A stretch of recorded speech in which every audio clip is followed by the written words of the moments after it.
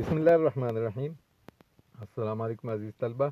آج کا ہمارا موضوع بھی تاریخ پاکستان کے حصہ دوم سے ہے اور موضوع ہے محمد خان جنیجو کا دور حکومت۔ محمد خان جنیجو جنرل ضیاء الحق کے دور میں وزیر اعظم رہے ہیں۔ ان کے اس عہد حکومت کے حوالے سے چند بنیادی معلومات حاصل کرتے ہیں۔ عزیز طلبہ، جنرل ضیاء الحق نے 1973 کے آئین میں ترامیم کے ذریعے پارلیمنٹ کی بالادستی کو ختم کر کے صدارتی نظام قائم کیا۔ انہوں نے 1985 میں غیر جماعتی بنیادوں پر انتخابات کرائے اور 23 مارچ کو انہوں نے نئی اسمبلی کے اجلاس میں خود 5 سال کے لیے صدر کے عہدے کا حلف اٹھایا اور اس کے بعد اسمبلی کی اکثریت کی رائے میں محمد خان جنیجو سے وزیر اعظم کے عہدے کا حلف لیا، اور یوں ایک طاقتور جرنیل صدر کی موجودگی میں پاکستان کے 10ویں وزیر اعظم نے اپنا حلف اٹھایا۔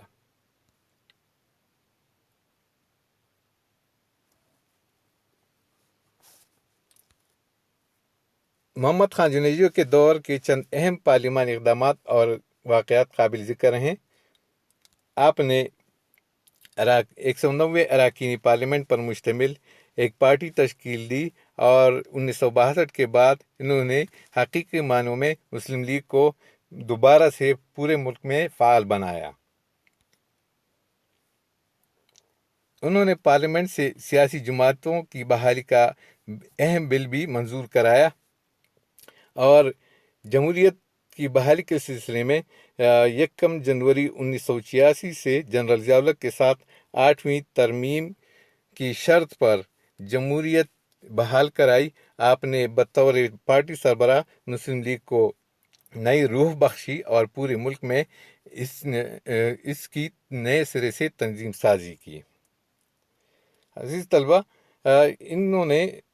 اپنے دور حکومت میں عوام کی فلاح و بہبود کے لیے پروگرام ترتیب دیا اور اسے پارٹی منشور قرار دیا۔ اس کے 5 اہم نکات تھے اور یہ انہوں نے 4 سال کے لیے یہ پروگرام ترتیب دیا تھا۔ وہ کچھ یوں ہیں۔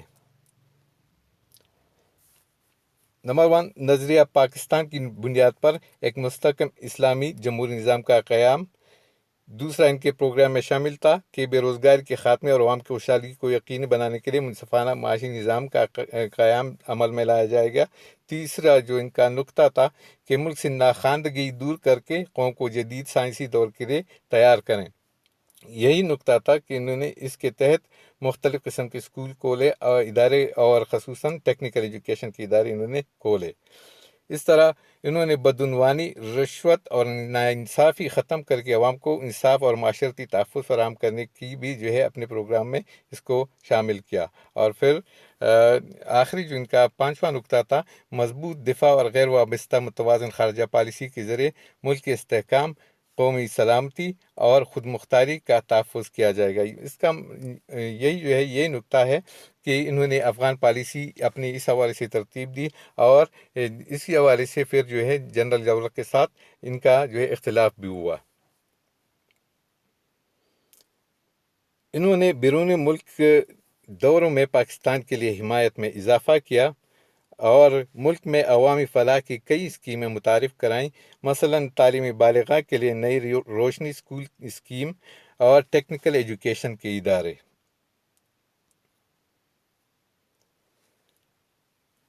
عزیز طلبہ، محمد خان جنیجو کا دور انتہائی مختصر، یعنی صرف 3 سال تک رہا، اور ان کے اور جنرل ضیاء الحق کے درمیان اختلافات پیدا ہوئے اور محمد خان جنیجو اور جنرل ضیاء الحق کے درمیان یہ اختلافات دراصل اختیارات اور ان کے استعمال کی جو جنگ جاری تھی اس کے حوالے سے تھے، اور بالآخر تقریباً 3 سال بعد آپ کی حکومت کو جنرل ضیاء الحق نے 8ویں ترمیم کے